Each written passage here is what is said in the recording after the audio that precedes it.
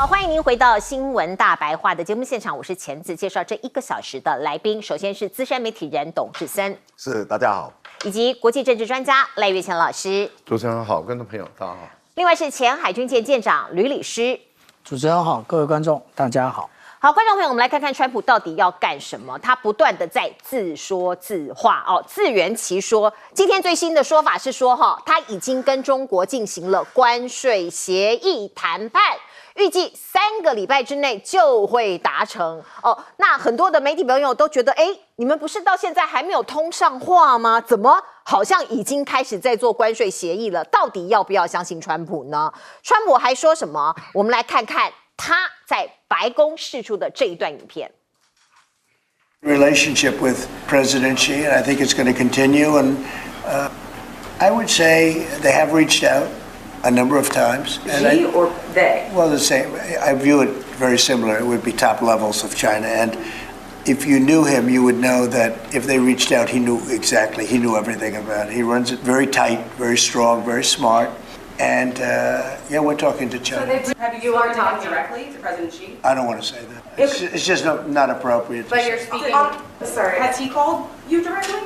President Xi, or reached out to try to facilitate a conversation? Well, you'd think it was pretty obvious that he has, but we will talk about that soon.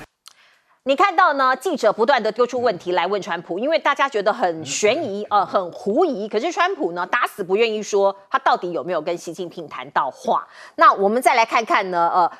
川普还说，我可能不想再加关税了啦，这样够了啦 ，OK 了啦。很多网友就说，这是在自己帮自己找台阶，还是自己在帮对方找台阶呢？现在大家已经被他搞得不飒飒了哈。还有网友直指川普总统信用破产，甚至形容他自导自演哈，又在自己帮中国下台，嘴上说不会爱你，心里还是念念不忘哦。所以很多人在形容他是一个这个恋爱脑哦，反正各种的形容词都出来了。不过我们再来看看 CNBC 他就报道了，他说白宫有证实没有接到电话。然后呢，他揭露了所谓这2国的博弈底气，这是来自于 CNBC 的独家报道。他说，有一名美国的企业高层透露说，白宫已经跟他证实了，中国没有给美国打电话这名高层说，显然美国政府大大高估了关税对中国施压的影响力。所以，川普为什么在白宫又对记者讲了这么多？说我们跟中国大陆这边已经有沟通了，所以很怪啊那我们要不要再信任川普呢？我们先来看看川普在美国的经济他的这个各种措施实施之后，他的支持度现在据说急速下滑，只剩下白男就是白人的男子是他的铁粉我们再看包括过去的几个摇摆州，亚利桑那、内华达、乔治亚宾州、密西根州，还有威斯康星州现在通通都呈现负数的他的民调所以有可能会变成绊脚石。过去帮他胜选的这些摇摆州，现在都一面倒的不支持他了。而另外，川普不断的在批评中国，这个言论没有办法鼓动民意，美国人对中国的敌意下降，这是来自于皮尤研究大家知道这几年仇中的这个言论在美国不断的发酵，可是2025年仇中或对美国就美国人对中国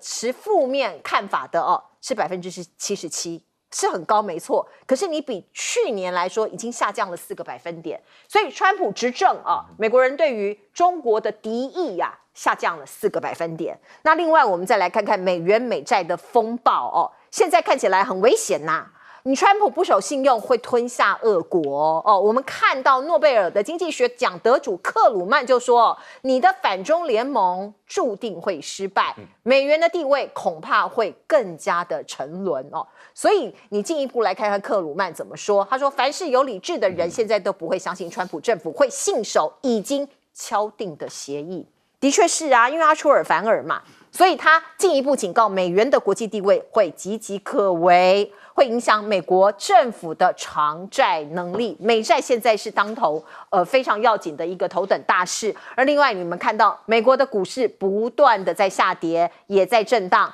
包括你看到了史坦普500指数震荡走高，可是道琼工业指数跌了超过500点，跟纳斯达克都连挫3天了哦。美元美债罕见的双杀，我们看到 PIMCO 改报欧日债欧债跟日债，所以你可以知道呢，很多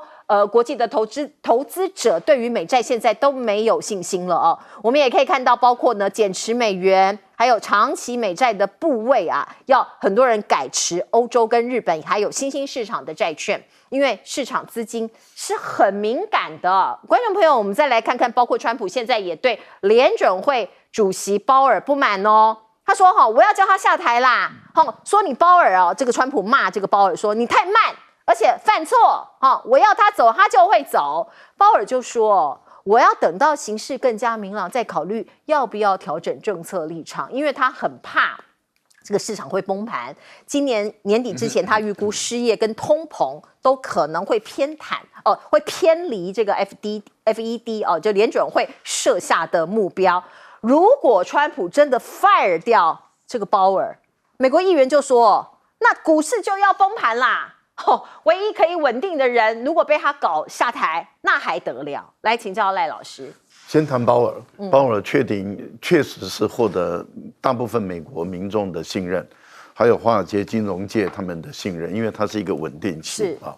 他虽然我们有些人会批评说他做事太保守，可是，在金融这个部分，保守其实另外一个面就是稳定的意思。对，那他稳定，所以他获得足够的信任，因为他的每一次的降息或者是升息都是根据科学的规律，而且都是根据集体的一个决策，不是他一个人的喜好说了算。那也就是因为有这样的一个特质，他成为一个稳定器。如果你把他硬逼下台的话，我相信很多人就失去信心了。因为当美国目前的行政权力已经凌驾在这个国会立法权力之上，本来是3权分立，变成这样1权。如果说金融这个体系又崩解的话，那等于是没有任何牵制的力量。现在司法的体系也被这个行政系统糟蹋的体无完肤的这个情形，美国的整个政治它就会进入一个完全不被信任的一个状态。这个对美国不是一件好事情啊！所以我个人认为，川普要玩美国，玩美国也不能玩到这么没有节制。川普短短的不到3个月，你看这个皮尤的民调，皮尤长期以来对中国大陆所做的民调都是不好的，可是你看到情况已经在转变，不到3个月，而且天天骂中国，卢比奥天天骂中国，而美国的民众对中国的好感度在上升，对中国大陆的这种恶感度在下降。是不到3个月，大陆没有做什么宣传。都是美国自己本身重新在认识中国大陆的时候，我们看到短短的3个月不到，变化速度这么大，其实这个代表一个趋势了啊！这个趋势力量会越来越强，大家愿意去认识真实的中国，而不是这些媒体跟政客口中的中国。我觉得这一点是很大不同。另外，以川普的个性来说，如果中国的习近平有打电话给川普，您觉得他会怎么做？一定是大肆宣扬，大肆宣扬了，当天就找记者来拍，这第一个。第二个呢，如果中国的官方有主动跟美国的官方相关的人有联系，那个名字早就曝光。以川普的个性，那为什么他支支吾吾的？为什么他从来不敢承认说他有接到电话？为什么他从来不敢承认他的幕僚群有人直接接到中国官方的相关的人事电话？其实这个道理很简单，就是你美国挑衅，你主动出拳打中国，从你上台以后就猛打，选举期间猛 K， 然后上台以后又猛 K， 那你在上台以后你 K 了像快3个月了，你说中国大陆如果打电话给他，主动打电话，所有的人的解读就是你求饶了，连大陆的民众也都会解读说他们的政府向美国求饶，这个是不可能的事情。中国人的有一首歌啦，我觉得他很传神的把中国的哲学讲出来。他的这首歌的内容里面有一个，就是朋友来了有好酒，有美酒，因为我们中国人对于朋友都是热情接待的，你给我一点，我给你更多。我想这是我们在台湾感受最深的，就是你给我一点语录，我就会马上回应你更多的东西。但是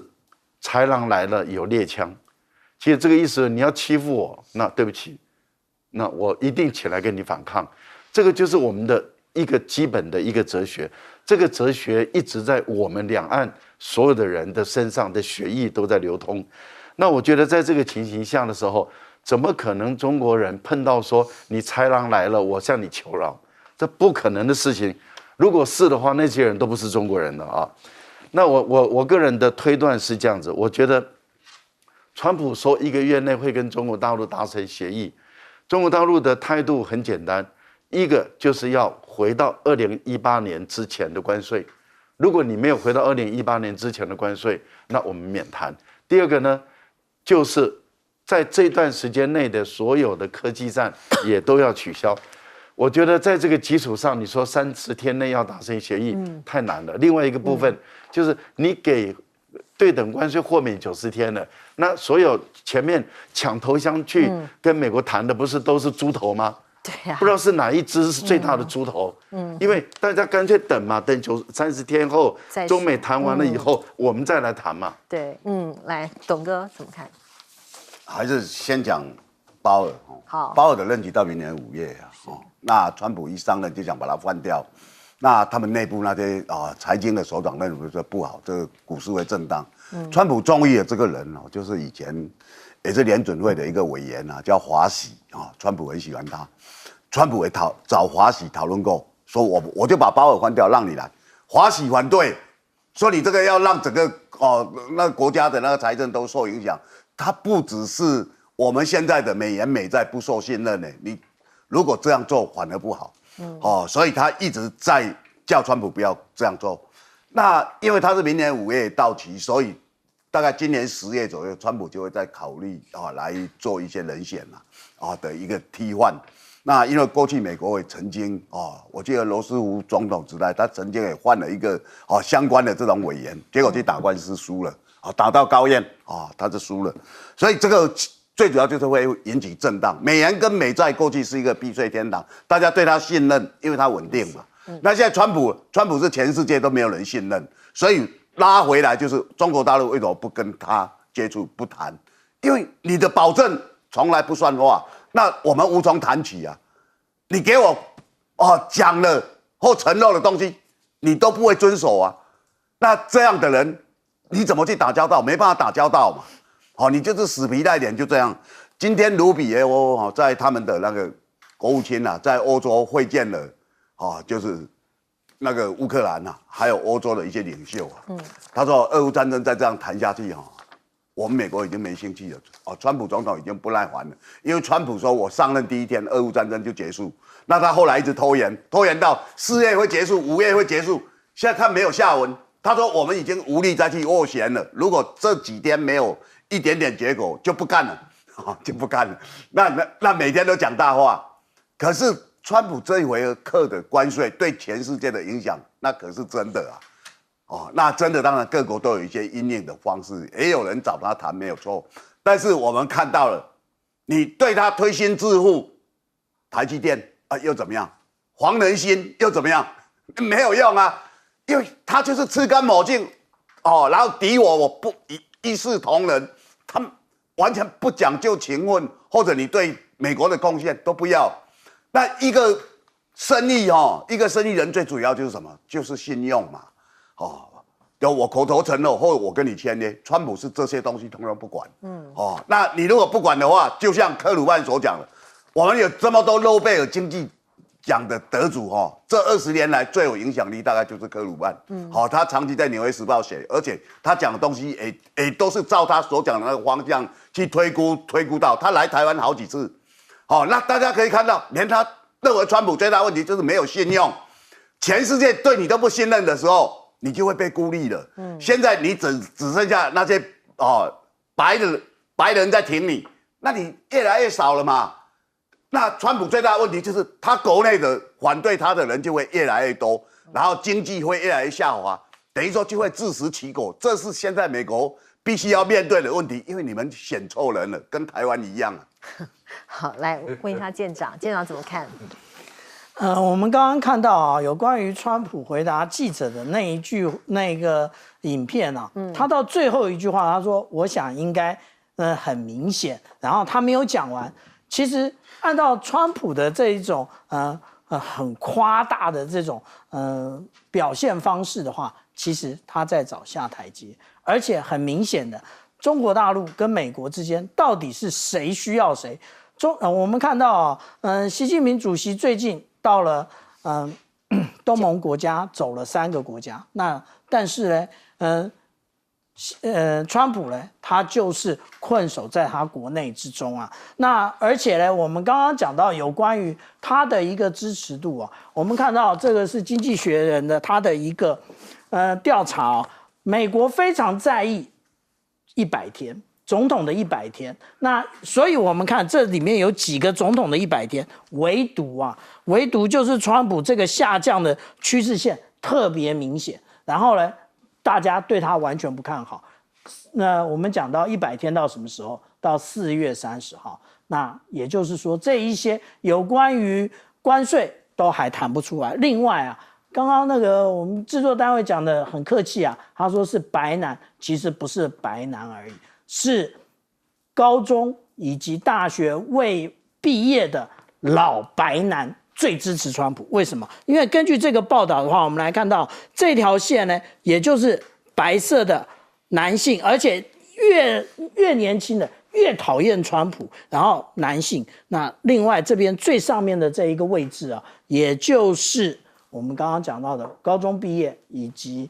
大学肄业的这些人。那我们台湾常常会把自己啊觉得很放大，觉得大家都很关心台湾。我们看看他这一个调查，他还有调查说，美国的选民现在最在意的几个项目，我们看第一个，也就是通货膨胀以及价格的部分。所以当大家去买什么，都看到上面写着这有关于关税附加费的部分，你火不火啊？根本就是怒火心生啊！现在又说要继续加这个这个船舶靠港的这个费用，那这个费用再加上去，是不是这一些商人再帮你加一个，也就是海外运输费用？大家每买一样东西，也就是认定这个就是你川普干的好事啊！川普原来他希望这样做，就是加高关税啊，能够让产业回流。偏偏他越这样做，那个美国人民的这一个幸福感越低。例如说，他马上要做的这个有关于医药的部分啊，那如果都回到美国来做，那个药会有多贵啊？那也就是美国的医疗本来就已经非常昂贵了，现在那个有关于这个药价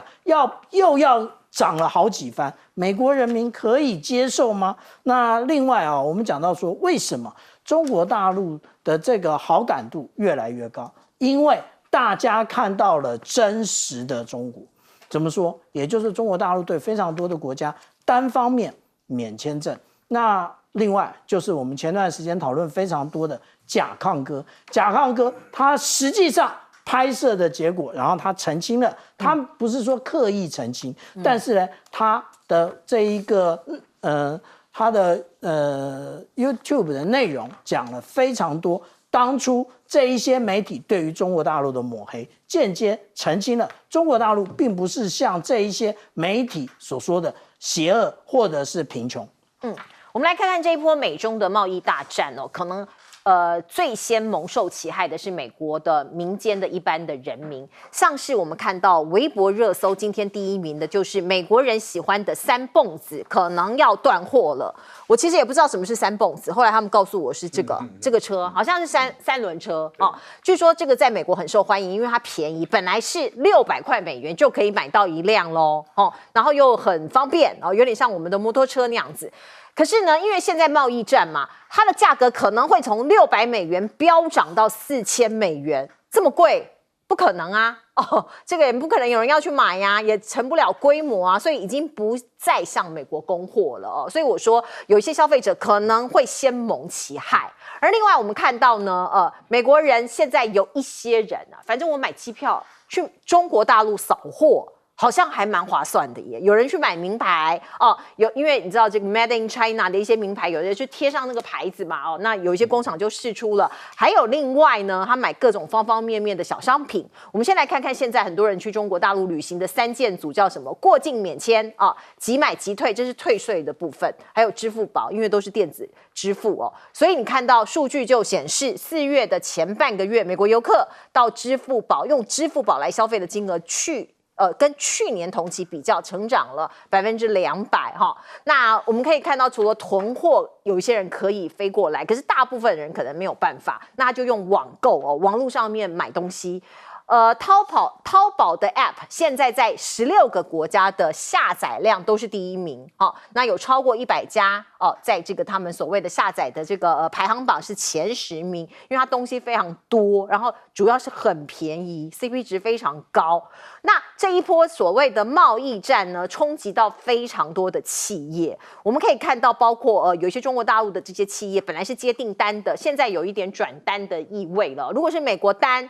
那它转到可能一带一路为主的国家，所以它还是爆满，订单还是爆满，还有一些是往内部，也就是内需市场来转所以都有一些生存的一个方式。而另外呢，我们看到有一些产品制造出来，如果说美国这边没有办法销售的话，可能涌入巴西我们看到中国企业要把一些附加价值高的一些产品要带去巴西，像是哪一些呢？再生能源、电动车，还有人工智慧就把它销往其他的国家，像是南美洲的巴西。而我们现在看到过去我们讨论很多的一个，包括前凯港这个地方他们现在在讨论什么呢？讨论呢，中国大陆有一个代表团去巴西讨论说两洋铁路。如果说这个长达3000公里的铁路盖成的话，你这个巴西这边的物产啦，或者是要销过去的一些中国产品，就可以透过这个两洋铁路来运输，然后到这个前凯港往这个方向走。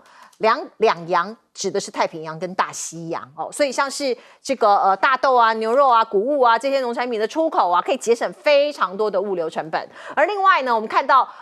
这个美国不是一直不断的扬言，川普扬言说要对所有中国制造的或者悬挂中国国旗的船收150万美元，大概合台币将近5000万的巨额靠港费已经讲很久了。那现在有很多的海运业，这些业者一直去抗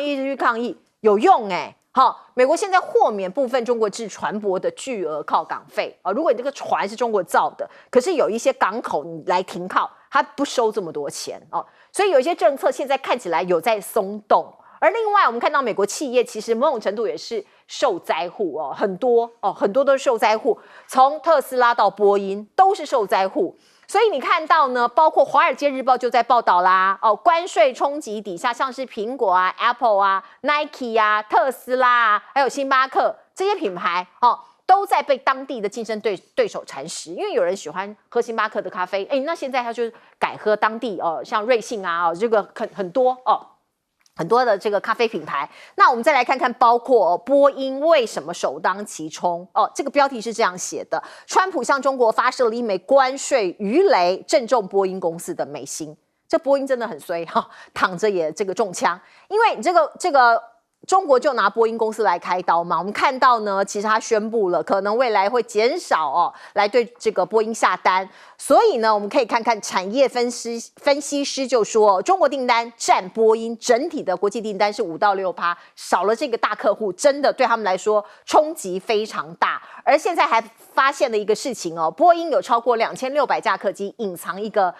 小的缺失，可是对顾客来说，对乘客来说是一个大缺失，就是你去飞机上面上厕所，你可能会出不来，它门锁出了问题，现在得花1.1亿来换门锁就整批都出了问题。而另外呢，波音的危机又适逢关税升级，所以呢，包括中国大陆这个 C919的生产可能有一个这个更大的一个 upgrade 的一个这个时机我们看到他们就说现在1个月1架的生产节奏迈向真正规模化生产，他可能不买波音了，改买 Airbus 以及自己造的 C919大飞机那另外，美国的禁令当然我们看到很多是打到自己，像是机器人制造。我们看到美国有一家这个机器人公司叫做波士顿动力用人形机器公司，大家现在在网络上看到的在我们画面上看到的，它是用机器人来充当摄影师，也就是说以后不需要用人。用机器人就可以出机帮你拍摄所以很多网友就在笑说以后可能摄影师都要失业了。你看这个机器人，它举着这个摄影机就可以各个角度来拍摄所以像是这样子的一些零件当然它是美国设计出来的，可是它的零件很多都还是中国大陆的零件。那未来这个贸易战可能也会损伤这些美国企业的一个研发的动能。而另外我们再来看看宇树机器宇树这一家机器人公司是来自杭州最近它也有很多新的产品，像是这个人形的拳击手你看到这个2个在打拳击，就是真人跟机器人在打拳击，你就不用再找教练跟你练习啦，你就可以找机器人跟你练习对打啦像是未来这样的发展，其实本来美中都在竞争，可是现在在关税大战的这个大背景底下，有一些零件可能美国企业它拿不到，也许他就拖累了他研发的角度他的脚步了。我们先请教赖老师。我觉得三蹦子在我们的节目有谈过因为它是美国社区很受欢迎的一种而且呢，当初在淘宝或者其他的直接可以从电商直接可以下订单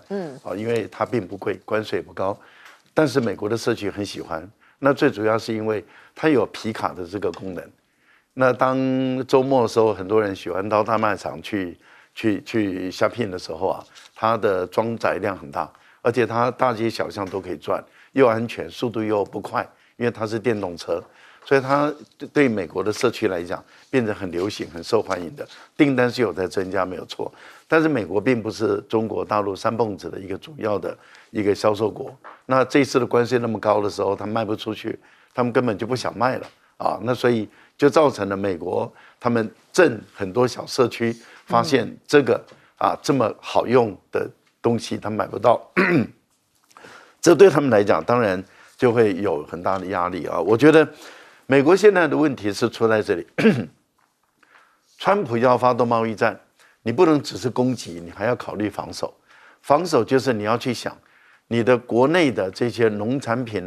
或者是原油天然气的出口商没有了中国的这个市场会怎么样这第一方面。第二个就是你的进口商没有了中国的商品会怎么样？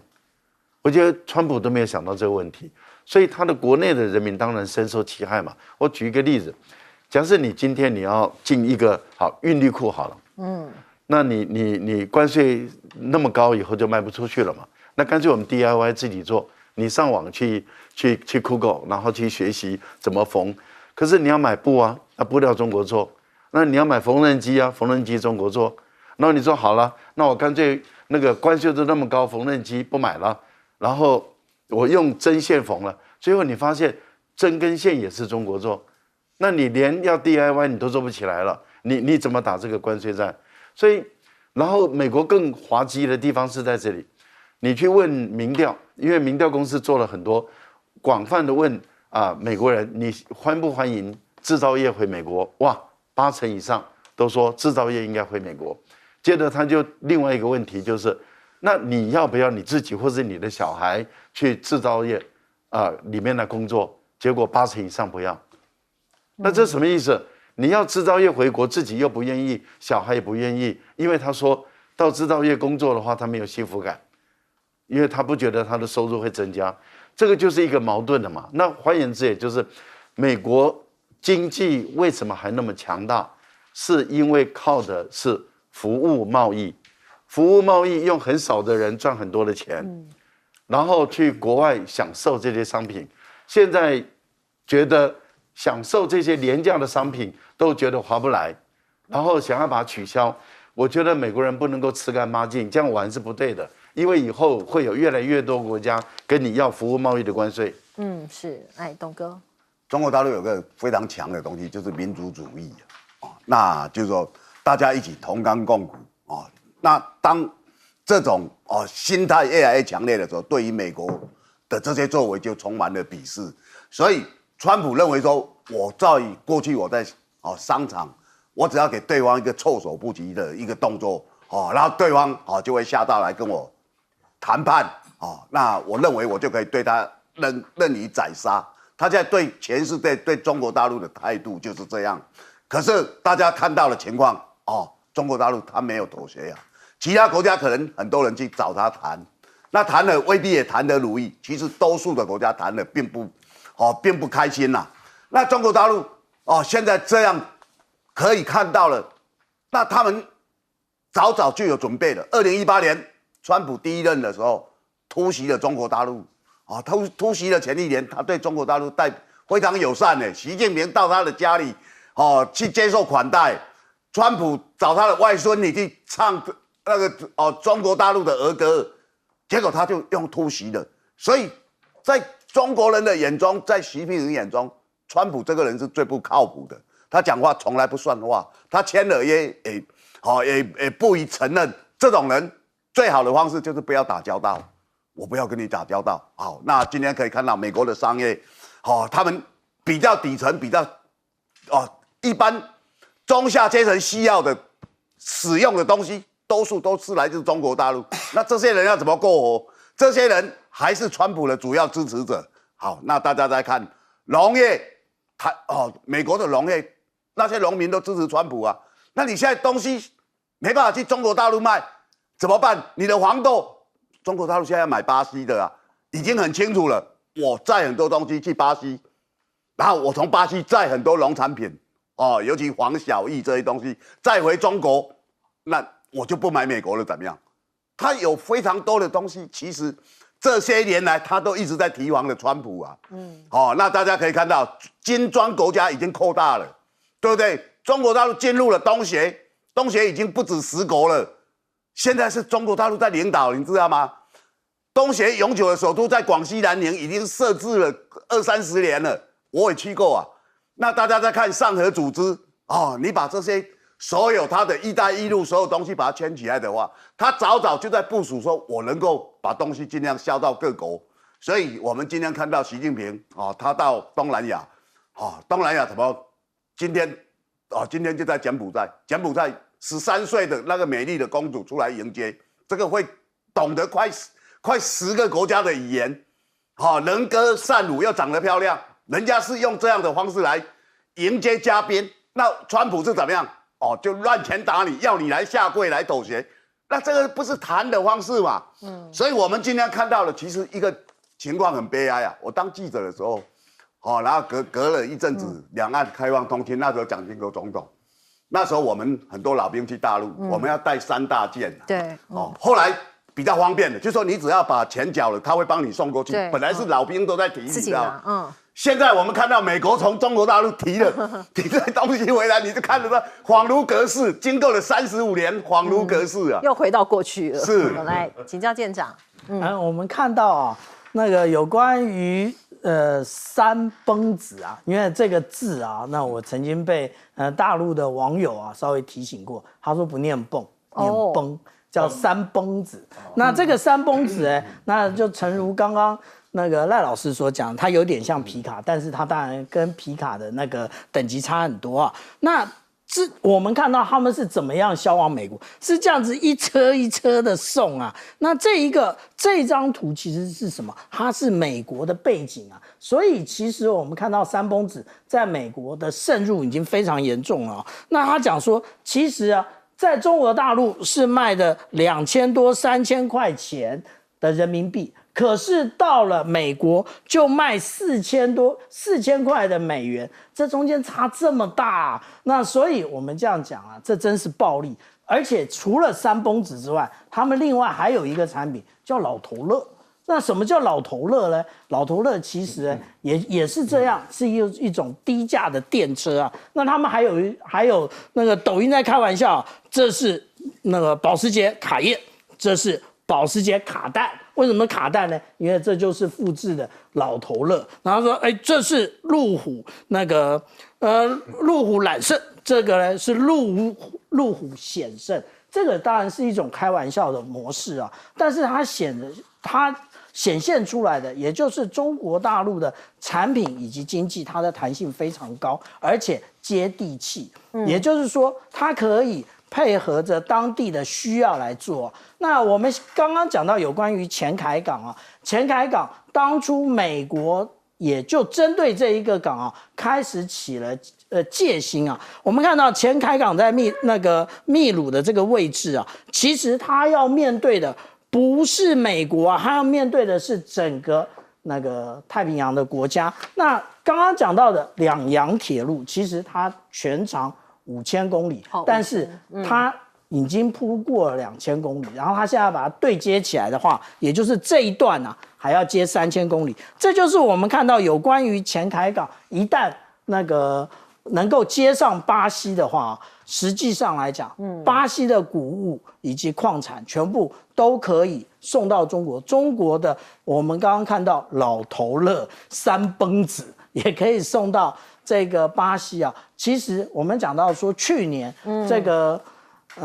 习近平主席到达巴西的时候，那个时候他们就已经确立了，也就是巴西与太平洋一体化，也就是未来的这一个前凯港的重要性不言可喻。好，我们来看看呢，对于川普来说，他最喜欢的这个欧洲国家领导人可能是他了，意大利的总理梅洛尼哦。我们看到今天他们在白宫见面了，两个人在媒体面前呢互相称赞哦，先是自吹自擂了一番，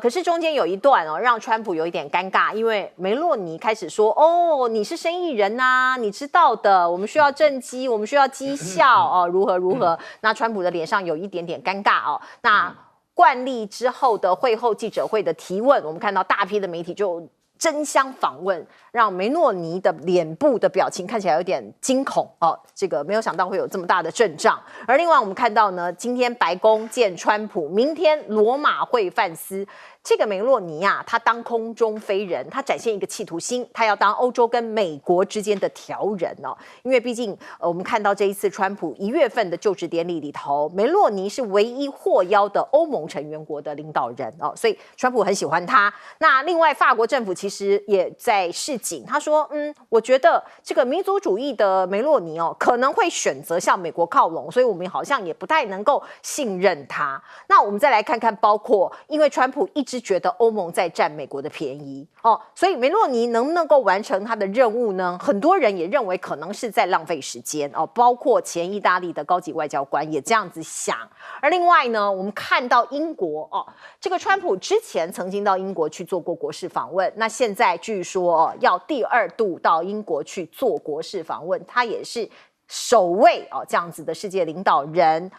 据说英王查尔斯3世会在温莎堡接见川普跟第1夫人。那卫报就说这是一个非常不寻常的安排哈。那所以这个会谈什么呢？那可能一般预料跟关税啊这个相关的也会有在这个可能也会在国事访问期间会被谈到。而另外我们看到呢，其实欧洲啊或者是像英国过去跟美国非常关系良好，可是因为关税战之后，川普当上第2次的总统之后，其实对他也是处处提防。所以现在据说也在加强处理敏感贸易文件的安全措施哦，怕被美方看到，都在保密防谍。那另外刚刚董哥有提到哦，习近平东南亚行的最后一站在柬埔寨，我们来看看这个13岁的少女公主哦如何来欢迎习近平，来看看。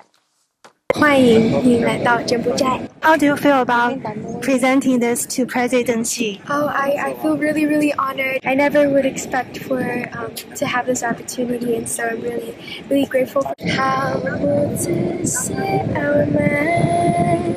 待人谦虚有礼，无论大小平等相待。好，她叫做珍娜公主，年仅13岁哦。你可以看到她会多国语言哦，而且长得非常的这个清秀可爱。她曾经作为珠宝大秀的歌唱嘉宾，也是中国电视台的特别节目的歌手哦，所以她中文其实是非常流利的哦。那我们可以看到柬埔寨这么大的这么热情来接待习近平，那当然他们签订了一些各种方方面面的条约。习近平是这样讲的，他说反对一切单边的霸凌行径，坚决抵制阵营对抗哦，讲的当然是意有所指哦。他见了这个柬埔寨的首相洪马奈，并且也跟皇室见到了面哦。请导播让我们看看习近平在金边的王宫接受西哈莫尼国王赠予的柬埔寨王国民族独立大项链及勋章哦，以及您看到他会见了柬埔寨的太后莫尼涅哦，那像是这样子的一个皇室的一个拜会啊，某种程度也可以看到这个两国交好的一些讯息。而另外他也接见了参议院的主席洪森哦，那双方有说要建立这个外长加防长的2+2战略对话机制，强化战略的协作。我们看到呢，中柬他们签署了37项的经济协议，包括什么呢？这个涵盖了人工智能、发展援助、海关检验、卫生啊、新闻等等的领域。而现在习近平他出席东南亚某种程度也给美国一种这个一点颜色瞧瞧。外界认为这是抗美的对抗美国的征税行动，就连川普也说习近平是在想办法搞美国所以这个川普某种程度也是有点脸上无光。而另外这一次的这个所谓的外交这个中国外交部说，其实他们已经规划了很久已经超过了好几个月，所以不是突然的。来，我们先请教赖老师。对，这一次的访问从越南到马来西亚到柬埔寨那么都像越南就签了45份合作的协议文件，到马来西亚也签了30份到柬埔寨也是，而且呢，双方把命运共同体更往上抬一台阶，也建立了很多的这种高层就是最高领导人，还有就是国防外交安全的合作、经济的合作等等，这个绝对不会是针对于川普这1-2个月来所做的这是一个长期的一个谋划，因为中国大陆的外交工作基本上来讲不会急就章的。它基本上都是一个长期的运作，那这个就是中国跟东盟之间的贸易自由贸易化要走向3.0版，这个早就在谈了那现在马来西亚是东盟的轮值国主席，所以由他来推动，因为事实上他们已经获得了很大的经济成长的好处，尤其现在在目前美国所发动起来的全球的关税战、贸易战，每个国家的经济都动荡不安。在这样一个动荡不安的情形下，他们需要一个避风港。中国大陆的稳定，还有第一季的时候，你看到它的经济成长超出美国人所意料外，也就是贸易战开始打了3个月将近了，但是大陆的经济成长竟然破了5%到5.4%以上。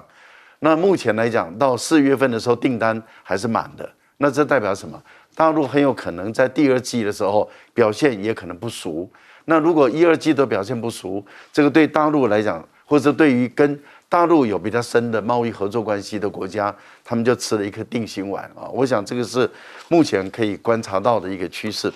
至于梅洛尼我倒认为说，他努力的想扮演成为欧洲的一个领袖，欧盟的领袖，但是他是极右翼的，他是法西斯政党。那以现在欧盟绝大部分都在防这个法西斯，防这个极右翼，例如说法国对于极右翼的国民阵线的Le Pen用司法的方式来去剥夺他的选举权。例如说，你看德国他们的极右翼在这一次的那个由于川普跟马斯克的力挺情形下，他在选举的时候翻了1倍，得到1倍以上的选票，这个让欧洲人吓坏了。你想梅洛尼对这样的一个极右翼的人，欧盟对他不信任，他怎么可能扮演穿梭于欧盟跟美国的桥梁呢？他想太多了。好，我们进一下广告。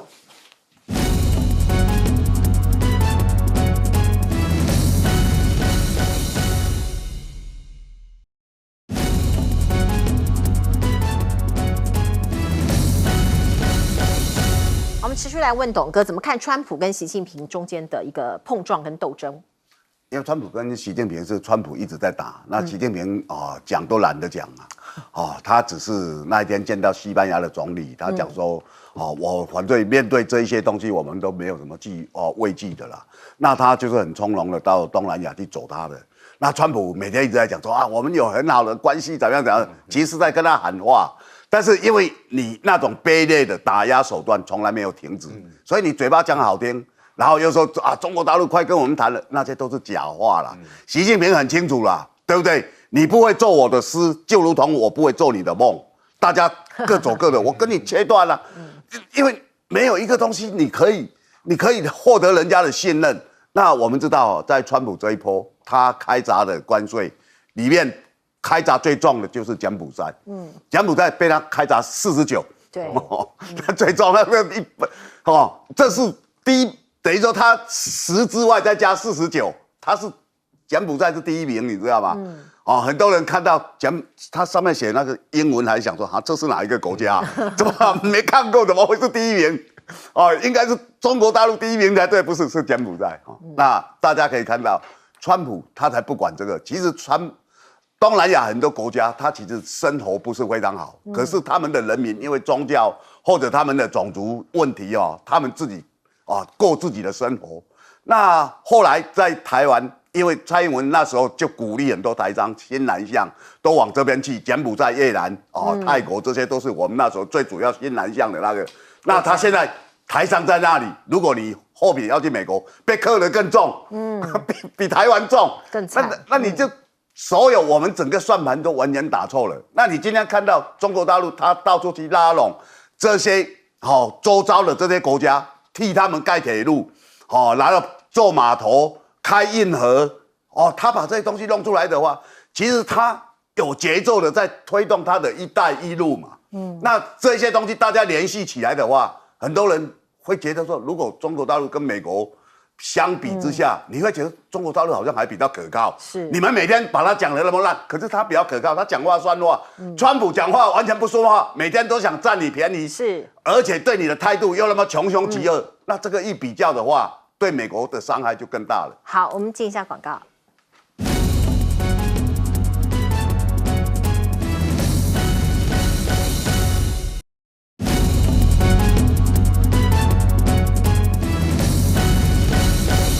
好，我们最后时间留给舰长。当川普离欧洲越来越远的时候，我们看到意大利的梅洛尼，他把自己打造成一个川普跟欧洲之间的这个桥梁啊。那不只是桥梁而已啊，他在这一次会见川普的过程当中，他还讲了一个让西方再次伟大。他讲的是西方，不是美国啊。Make West Great Again。他为什么这样讲？因为他觉得他可以代表欧洲啊。